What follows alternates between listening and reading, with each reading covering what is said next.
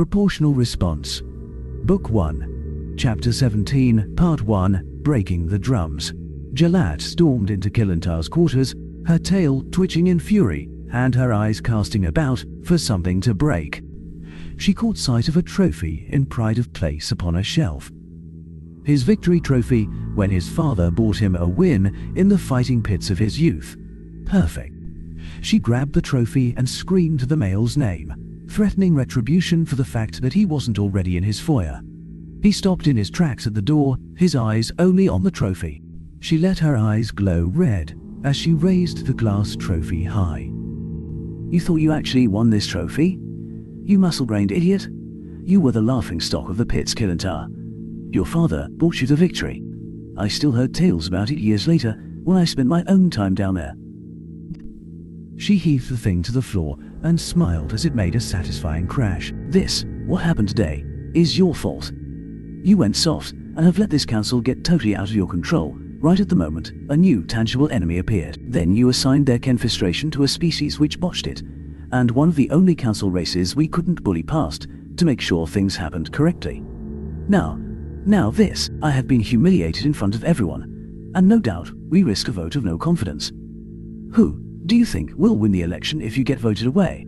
What chance do you think I would have after that? This will not stand, and you are going to pay for it. Kilintar's claws came out and he took a single step forward. She pulled out a pulse pistol and shot him in the knee. He went down with a satisfying scream. If your claws ever come out in my presence again, Noman, I will personally see you gelded with a blunt knife. You have impregnated that whore with your mongrel voteless spawn, so you don't need those bits anymore. The door opened behind her and a young boy rushed in. She pistol whipped him in the head with all her might, and he went sprawling, his message tablet skittering across the floor. She considered sinking her claws into him to vent her frustration, but the first line of the message tablet caught her eye. She went and picked it up as the boy moaned. Get up, you fool boy, and learn to knock before you enter a room with your betters. She gave him a good kick to get him moving. He didn't stand, but he did crawl towards the door. He has until I decide how important this is, she thought to herself. A few moments later, she considered forgiving the boy and calling in a medic, or killing him and letting him out of his misery.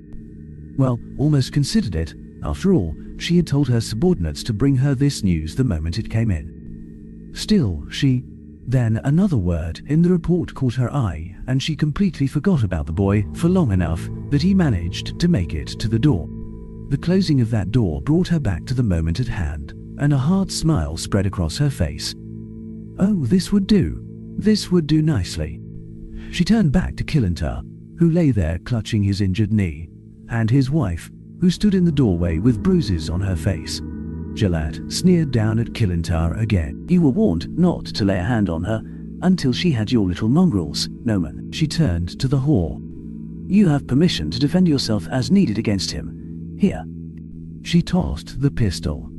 It is set to stun. If you kill him, I think you have some idea what I will do to you. You can stun him as much as you need, however. She turned back to Kilintar. For your many failings, trying to attack me, and disobeying me about your beloved wife, I give you the following punishment. You are to continue to break the pieces of this precious trophy of yours until no piece of it is larger than a pea. You may not leave this room, nor seek medical attention for that knee of yours until that happens. Jalat turned to the woman. When he finishes his task, using whatever tools he can manage in this room, you are not to fetch anything for him. You are to stun him and call the medics. He slipped and fell, damaging his knee and destroying his trophy, then passed out from the pain. She smiled at a hiss from Kilintar for this additional insult. Noman, you are then to announce that you will be taking a leave as Prime Minister to allow yourself time to heal. You can still be of at least some use.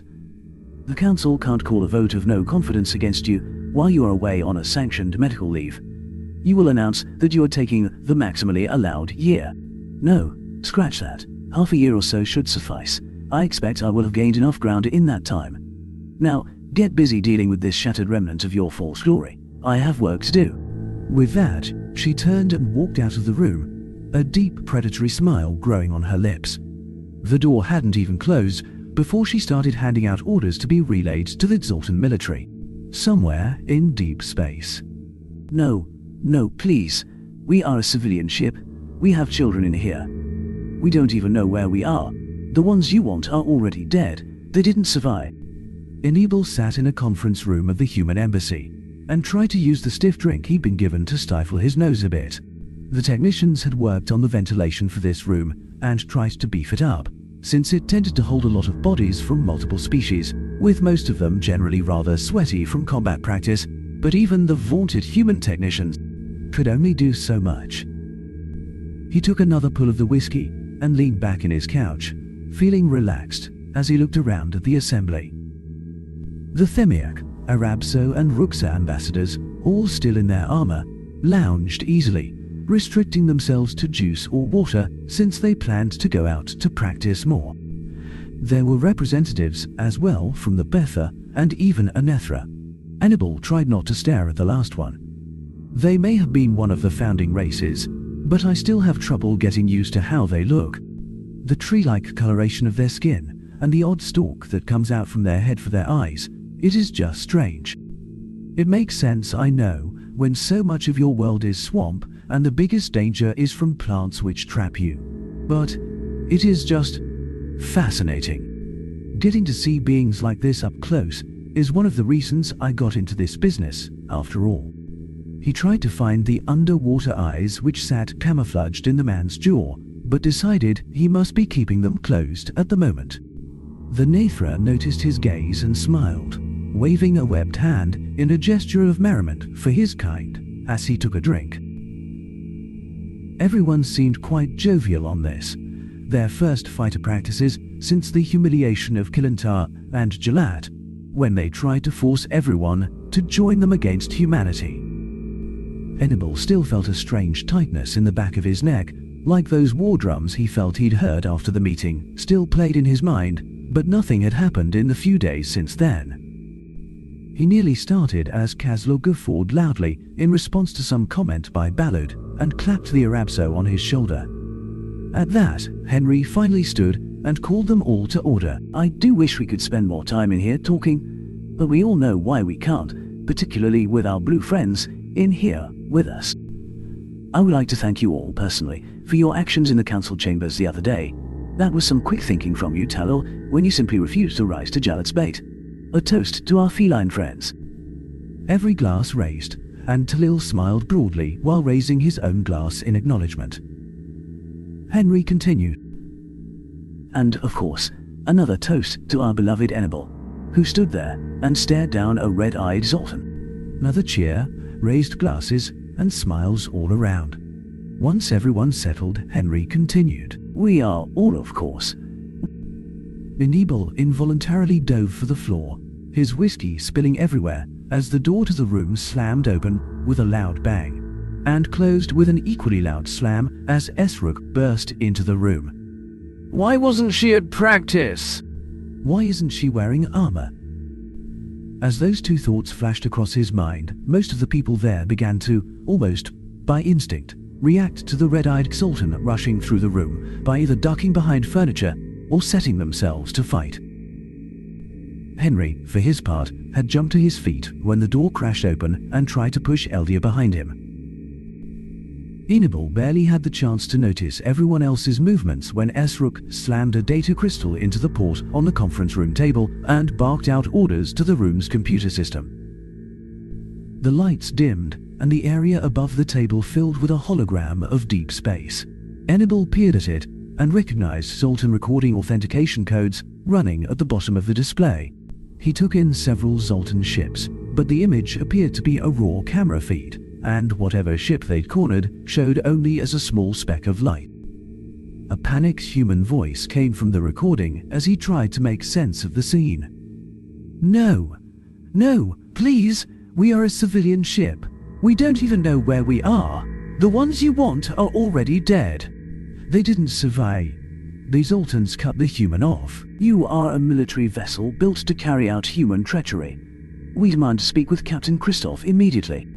Enibal turned his eyes from the ships to the telemetry display at the corner of the hologram as he wondered how the Zoltans knew the name of the ship's captain. I don't know much about these things, but I do know that the ship is running a civilian transponder code, and yes, that reading indicates that the Sultan computers have identified the ship as civilian. Enebel felt his hands flush a deep, deep blue, as dread crept into his being.